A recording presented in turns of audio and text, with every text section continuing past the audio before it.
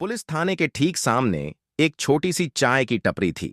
लेकिन यह कोई आम चाय की दुकान नहीं थी, क्योंकि बाहर एक बड़ा सा बोर्ड टंगा था जिस पर लिखा था बेफा चाय वाला, और नीचे छोटे अक्षरों में लिखा था दिल टूटे आशिकों को चाय मुफ्त मिलेगी।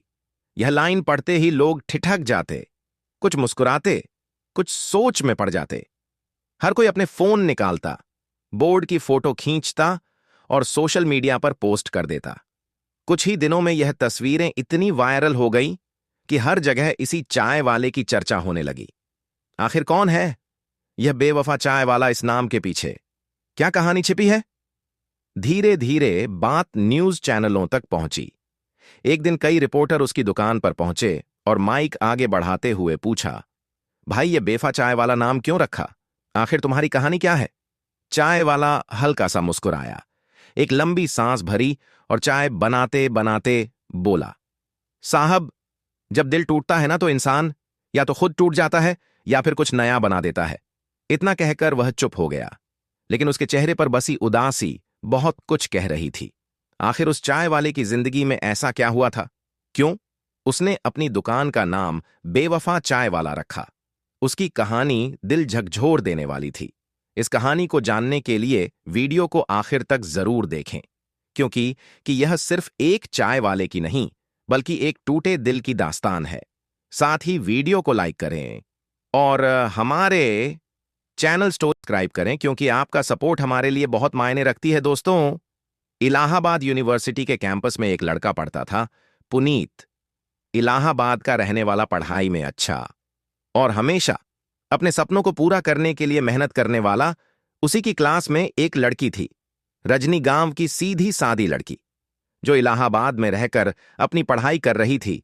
दोनों की शुरुआत में बस हल्की फुल्की बातें होती, फिर दोस्ती हुई और धीरे धीरे यह दोस्ती प्यार में बदल गई। कब दोनों एक दूसरे के बिना नहीं रह सकते थे, उन्हें खुद भी पता नहीं चला। समय बीतता गया और उनका फाइनल ईयर आ गया। बस कुछ ही महीनों में दोनों की ग्रेजुएशन पूरी होने वाली थी।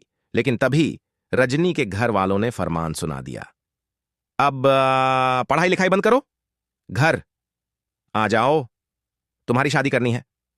रजनी को यह सुनकर झटका लगा। वह जानती थी कि अगर उसने कुछ नहीं कहा तो उसकी पूरी जिंदगी बदल जाएगी। उसने हिम्मत जुटाई और घर वालों से कहा, मुझे पढ़ाई करनी है, मैं शादी नहीं करूंगी। पर उसके घर वालों का जवाब सुनकर उसके पैरों तले जमीन खिसक गई। ठीक है, पढ़ाई करनी है तो कर लो, लेकिन अब हम तुम्हें एक भी पैसा नहीं देंगे। रजनी रोते हुए यह बात पुनीत को बताने आई। पुनीत ने उसकी आंखों में आंसू देखे, लेकिन बिना एक पल गवाए मुस्कुराकर बोला, कोई बात नहीं, मैं हूं ना, मैं कुछ भी करूंगा, लेकिन तुम्हारी पढ़ाई बंद नहीं होने दूंगा। उस दिन के बाद पुनीत ने खुद के सपनों से ज्यादा रजनी के सपनों को अपना बना लिया। रजनी ने अपने घर वालों से कह दिया, अगर पैसा नहीं दोगे तो कोई बात नहीं, मैं खुद कमाकर अपनी फीस भरूं। और उधर पुनीत ने दिन रात मेहनत करने की ठान ली। जहां बाकी लड़के फाइनल ईयर की मस्ती में थे, वहीं पुनीत हर रोज छोटे छोटे काम करके पैसे इकट्ठा करता। वह कभी ट्यूशन पढ़ाता, कभी पार्ट टाइम जॉब करता। उसका एक ही मकसद था, रजनी की पढ़ाई किसी भी हालत में रुकनी नहीं चाहिए। रजनी भी समझ चुकी थी कि पुनीत उसके लिए कितनी मेहनत कर रहा है। उसने भी हार नहीं मानी और पूरी लगन से पढ़ाई करती रही। फिर ग्रेजुएशन खत्म हुआ, लेकिन रजनी का सपना यही खत्म नहीं हुआ था। उसने पुनीत से कहा, मुझे कोचिंग करनी है, सरकारी नौकरी के लिए तैयारी करनी है।